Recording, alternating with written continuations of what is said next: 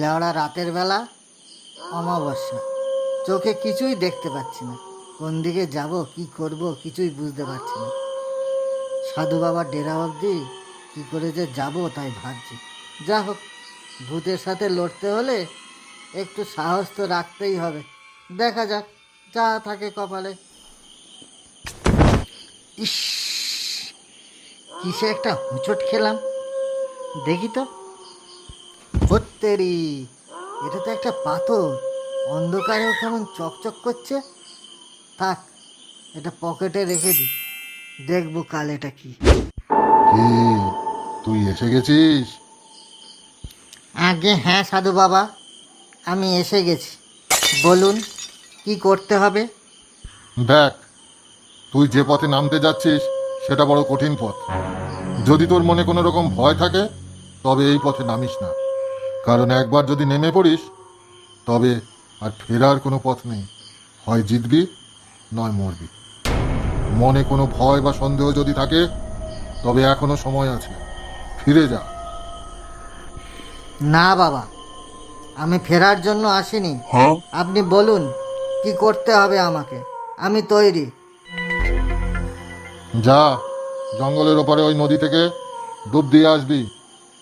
পথে কেউ ডাকলে পিছন ফিরে তাকাবি না। মনে রাখবি, একটাই মাত্র ডুব দিবি, আর ডুব দিয়ে ওঠার সময় হাতে যা পাবি সেটা নিয়ে সোজা উঠে চলে আসবি। কোনো সময় পিছন ফিরে তাকাবি না, সোজা এখানে আসবি। ঠিক আছে বাবা, আমি আসছি।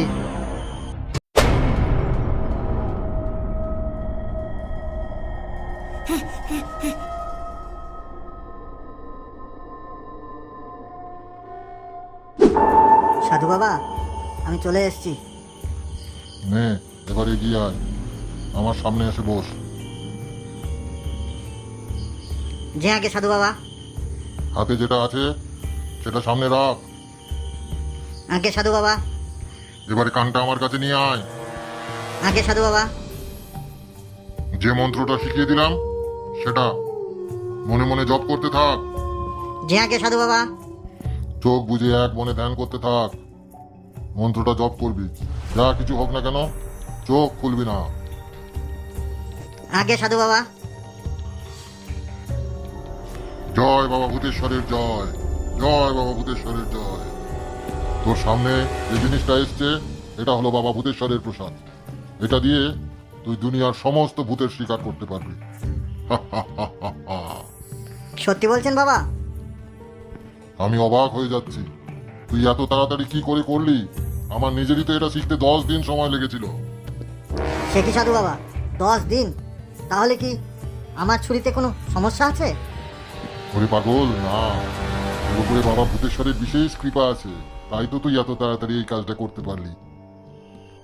জয় বাবা ভূতেশ্বরের জয়, জয় সাধু বাবার জয়, জয় বাবা ভূতেশ্বরের জয়। আগে ওই ছুরিতে নিজের এক ফোঁটা রক্ত দে। যে আগে সাধু বাবা। এই যা সাধু বাবা, আমার ছুরিটা কোথায় গেল?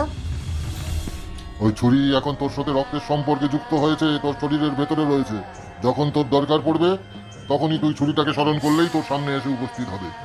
জয় সাধু বাবার জয়, জয় বাবা ভূতেশ্বরের জয়।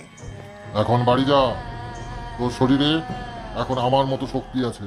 প্রতিদিন বাবা ভূতেশ্বরের নাম নিবি, না হলে তোর শক্তি কিন্তু ধীরে ধীরে কমে যাবে। যে আগে বাবা ঠাকুর, মনে রাখবো।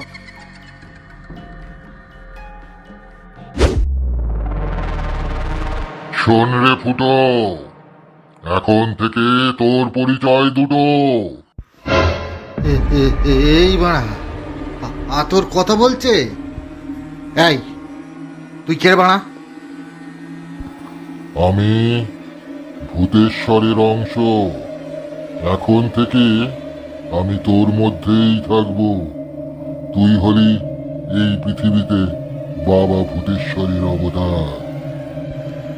এই গান মেরেছে। তোর এই পরিচয় সাধারণ মানুষের থেকে লুকিয়ে রাখবি। সবার সামনে নিজের শক্তি প্রকাশ করবি না। সময় হলে সব জানতে পারবি। দুনিয়াতে তোর অনেক বড় কাজ আছে, আমি সেই জন্যই তোকে সিলেক্ট করেছি। জয় বাবা ভূতেশ্বরের জয়। পল্টু, চল একটু জঙ্গলের দিক থেকে ঘুরে আসি। আবার জঙ্গলের দিকে যাবি কেন? মনটা সাধু বাবার সঙ্গে দেখা করার জন্য কেমন আনচান করছে, তাই একটু সাধু বাবার সাথে দেখা করতে যাই। চল তাহলে। তোরা চলে এসছিস? আয় আয়। বাবা আপনি জানতেন আমরা আসবো? হ্যাঁ রে বেটা, বাবা ভূতেশ্বর আমাকে আদেশ দিয়ে রেখেছেন তোকে একটা জিনিস দেওয়ার জন্য। তোর জন্য একটা জিনিস আছে আমার কাছে। তাই নাকি বাবা? আমার মনটাও তো আপনার কাছে আসার জন্য কেমন আনচান করছিল। তা তো হতেই হবে, হতেই হবে। এই নে বেটা, যখন পুজো করতে বসবি তখন এটা সামনে নিয়ে বসবি। ঠিক আছে সাধু বাবা, তাই হবে। আমরা তাহলে এখন আসি সাধু বাবা। কল্যাণ হোক।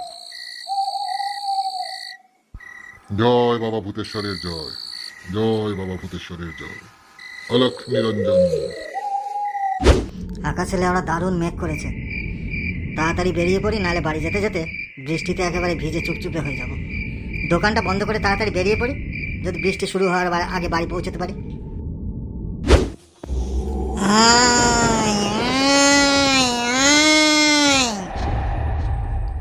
এই কে রে রানা? আড়াল থেকে ভয় দেখাচ্ছিস? সাহস থাকলে সামনে আয়, কেলিয়ে গাঁড় ভেঙে দেবো একেবারে।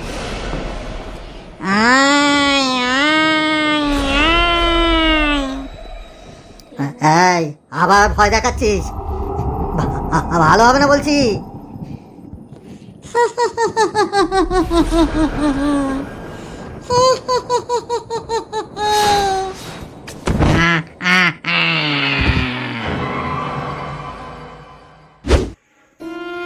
পল্টুদা, ও পল্টুদা, কাল থেকে আমার বাবা বাড়ি আসেনি।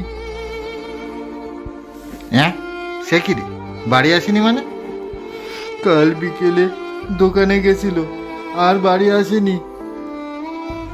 সব জায়গাতে খুঁজে দেখেছিস? হ্যাঁ হ্যাঁ পল্টুদা, সব জায়গায় খুঁজেছি, কোথাও পাইনি। আচ্ছা, আমি দেখছি কি করা যায়, আমি দেখছি। তুমি একটু দেখো পল্টুদা, মাকে সামলানো যাচ্ছে না। আমাকে এক্ষুনি একটা দরকারি কাজে বেরোতে হবে। আমি এসে দেখছি তোর বাবা কোথায়, আর রাতে তোদের বাড়ি অবশ্যই যাব। তুই এখন বাড়ি যা।